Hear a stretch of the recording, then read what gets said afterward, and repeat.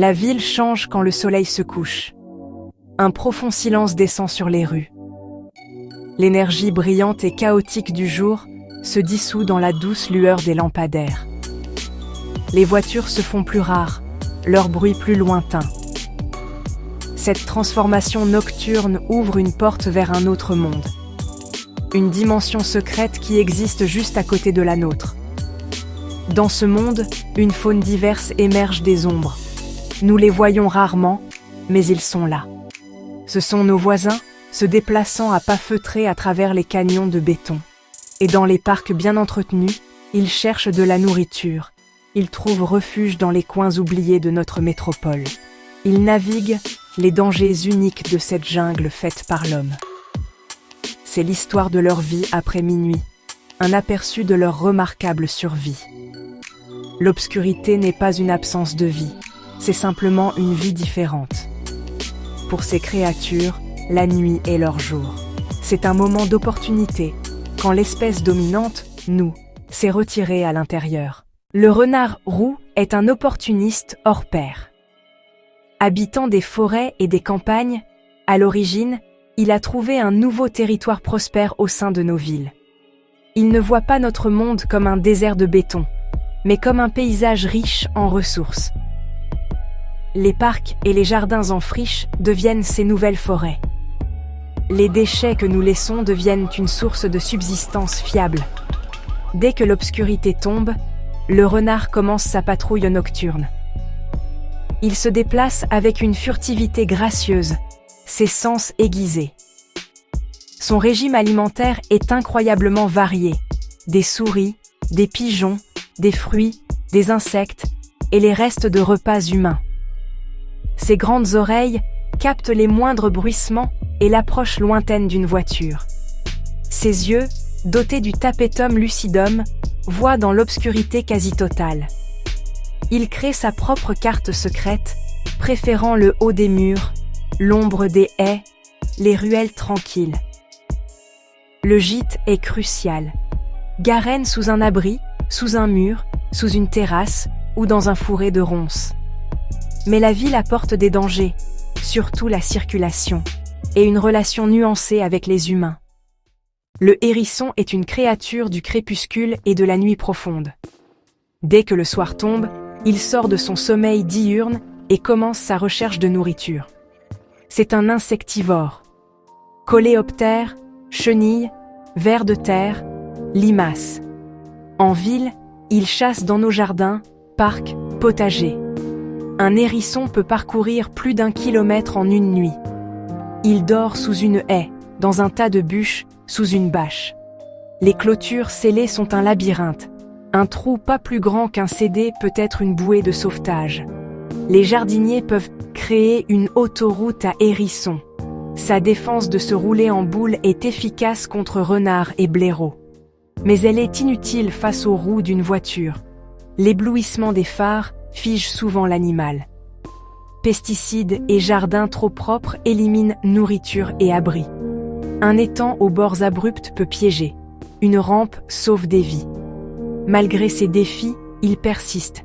Une présence lente et constante dans la ville trépidante. Le hibou est le fantôme de la nuit urbaine. Il chasse avec une combinaison de vue et de son. Ses yeux fixés exigent une rotation de la tête jusqu'à 270 degrés. Les oreilles asymétriques localisent un son avec une précision à couper le souffle. Il entend le moindre bruissement sous une épaisse couche de feuilles. En ville, il se perche dans les grands arbres, les cimetières, parfois les clochers. Le vol est silencieux. Franges en peigne en bord d'attaque, bord de fuite amorti. Ce silence surprend et permet de suivre la proie en mouvement. Dans la ville, il contrôle rats et souris, et parfois de petits oiseaux. Une famille peut consommer des milliers de rongeurs par an, signe d'un écosystème sain. La perte d'arbres, la pollution lumineuse et les collisions menacent leur survie. Préserver arbres matures et couloirs sombres garantit un espace pour vivre et chasser. Leurs appels envoûtants, un duo, hou-hou, rappellent la nature sauvage au milieu du béton. Le rat est peut-être le plus réussi et le plus controversé de tous les animaux urbains. Il vit aux côtés des humains depuis des siècles, compagnons d'ombre de notre civilisation. La nuit, ils émergent des égouts, sous-sols et cavités murales. Nos déchets offrent un buffet sans fin. Omnivore, peu exigeant, clé de son succès. Il mémorise des itinéraires complexes, se souvenant des chemins sûrs et des sources de nourriture. Ils vivent en groupe et communiquent via des vocalisations aiguës. Leur néophobie les rend difficiles à piéger. Excellents nageurs et grimpeurs agiles. Ils peuvent transmettre des maladies et causer des dommages matériels. La gestion la plus efficace commence par nos comportements. Sceller les poubelles, nettoyer les déchets, entretenir les bâtiments.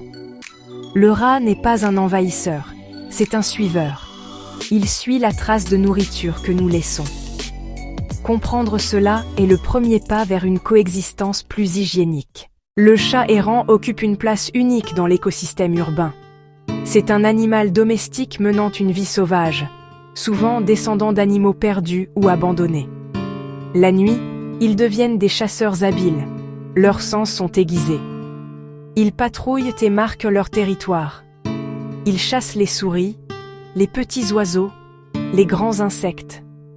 Ils connaissent intimement la géographie de leur quartier, cachette, source de nourriture, danger. Leur vie équilibre indépendance et contact humain. Méfiant mais pragmatique. Un geste amical, un bol de nourriture peuvent tout changer.